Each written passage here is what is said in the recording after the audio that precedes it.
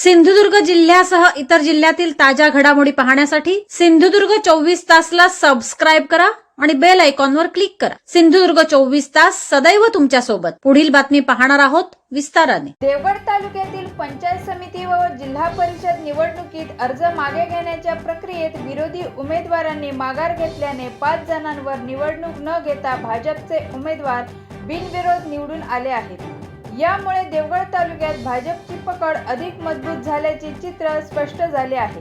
याचा आढावा घेतला आहे आमचे प्रतिनिधी दयानंद मांगले यांनी। सिंधुदुर्ग जिल्ह्यात जिल्हा परिषद आणि पंचायत समितीच्या निवडणुकांची रणधुमाळी सुरू झाली असून सिंधुदुर्ग जिल्ह्यातील काही तालुक्यांमधून काही सदस्य हे बिनविरोध निवडून आले आहेत आणि याच प्रकारे देवगड तालुक्यात देखील पुन्हा एकदा भारतीय जनता पार्टीचे आमदार विद्यमान पालकमंत्री नामदार नितेशजी राणे यांचं वर्चस्व असल्याचं पुन्हा एकदा सिद्ध झालं आहे। प्रामुख्याने देवगड तालुक्यातील 2 जिल्हा परिषद गट आणि 3 पंचायत समिती गणांमधून भारतीय जनता पार्टीचे उमेदवार बिनविरोध निवडून आलेले आहेत।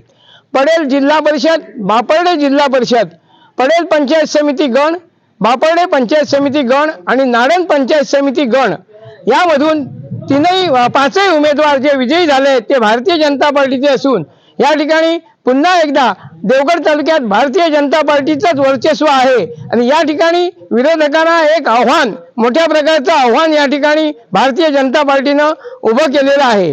निश्चितपणे या ठिकाणी आगामी काळात 5 जिल्हा परिषद गटासाठी आणि 12 पंचायत निवडणूक होणार आहे।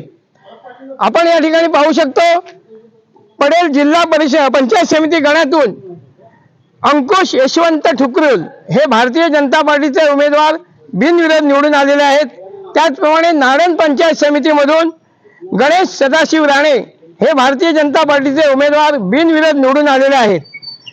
या दोन्ही गणातून पडेल पंचायत समिती गणातून शशांक शरद तावडे उबाठा आणि सुहास वसंत वाडेकर अपक्ष यांनी उमेदवारी अर्ज मागे घेतल्यामुळे भारतीय जनता पार्टीचे अंकुश यशवंत ठुकरुल हे बिनविरोध निवडून आलेले आहेत। त्याचप्रमाणे नाडण पंचायत समिती गणातून सुहास वसंत वाडेकर उबाठा, मकरंद यशवंत जोशी अपक्ष यांनी आपले उमेदवारी अर्ज मागे घेतल्यामुळे गणेश सदाशिव राणे हे भारतीय जनता पार्टीचे उमेदवार बिनविरोध निवडून आले आहेत।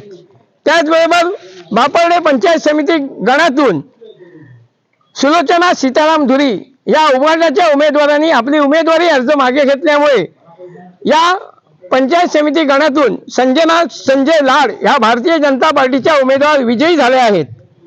याबरोबरच जिल्हा परिषद गट पडेल यामधून अंकिता सुहास वाडेकर अपक्ष आणि स्नेहल सत्यवान मेस्त्री उबाठा यांनी आपली उमेदवारी अर्ज मागे घेतल्यामुळे भारतीय जनता पार्टीच्या सुयोगी रवींद्र घाडी या बिनविरोध निवडून आल्या आहेत। जिल्हा परिषद गटातून भारतीय राष्ट्रीय काँग्रेस पक्षाच्या रेश्मा रवींद्र सावंत यांनी आपला उमेदवारी अर्ज मागे घेतल्यामुळे या ठिकाणी अवनी अमोल तेली या भारतीय जनता पार्टीच्या उमेदवार बिनविरोध निवडून आले आहेत। एकंदरीत देवगड तालुक्यात 2 जिल्हा परिषद गट हे भारतीय जनता पार्टीने बिनविरोध जिंकले आहेत आणि 3 पंचायत समिती गणातून भारतीय जनता पार्टीचे 3ही उमेदवार बिनविरोध निवडून आलेले आहेत। पाहता देवगड तालुक्यात 5 जिल्हा परिषद गटांकरता 23 उमेदवार रिंगणात आहेत आणि 11 पंचायत समिती गणांकरता 31 उमेदवार रिंगणात आहेत।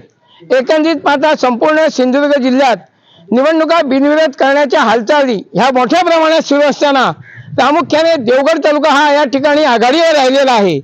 या ठिकाणचे विद्यमान आमदार, धडाडीचे आमदार विद्यमान पालकमंत्री नितेशजी राणे यांच्या मार्गदर्शनाखाली भारतीय जनता पार्टीची यशस्वी घोडदौड होत असताना नुकत्याच झालेल्या नगरपालिका नगर परिषदांच्या निवडणुकात देखील भारतीय जनता पार्टीने आपला वर्चस्व राखलं आहे आणि तीच पुनरावृत्ती संपूर्ण जिल्ह्यात होत असताना या ठिकाणी देवगड तालुका हा अग्रभागी राहिला आहे। देवगड तालुक्यातील 2 जिल्हा परिषद गट आणि 3 पंचायत समिती गणामधून भारतीय जनता पार्टीचे उमेदवार हे विजयी ठरलेले आहेत। एकंदरीत पाहता अजूनही सोमवारचा एक दिवस उमेदवारी अर्ज मागे घेण्याचा शिल्लक असताना 27 रोजी खरं चित्र स्पष्ट होणार आहे। देवगड तालुक्यात असलेले विरोधी पक्ष हे विरोधक राहतील की नाही अशी शंका देखील या ठिकाणी निर्माण झाली आहे आणि या उमेदवारी अर्ज मागे घेतलेल्या उमेदवारांमध्ये प्रामुख्याने उद्धव बाळासाहेब ठाकरे शिवसेना उमेदवारांचा सर्वाधिक भरणा आहे आणि भारतीय राष्ट्रीय काँग्रेस पक्षाच्या चिन्हावर निवडणूक अर्ज भरलेला एका उमेदवाराचा समावेश आहे. खरं चित्र 27 जानेवारी रोजी स्पष्ट होईल. प्रसंगी देवगड तालुक्यात निवडणुका बिनविरोध करण्याच्या जो हालचाली देखील जोरदारपणे सुरू असल्याचं चित्र या ठिकाणी स्पष्ट दिसत आहे. सिंधुदुर्ग 24 तासाठी दयानंद मांगले, देवगड. सिंधुदुर्ग जिल्ह्यासह इतर जिल्ह्यातील ताज्या घडामोडी पाहण्यासाठी सिंधुदुर्ग 24 तासला सबस्क्राईब करा आणि बेल आयकॉनवर क्लिक करा. सिंधुदुर्ग 24 तास सदैव तुमच्या सोबत.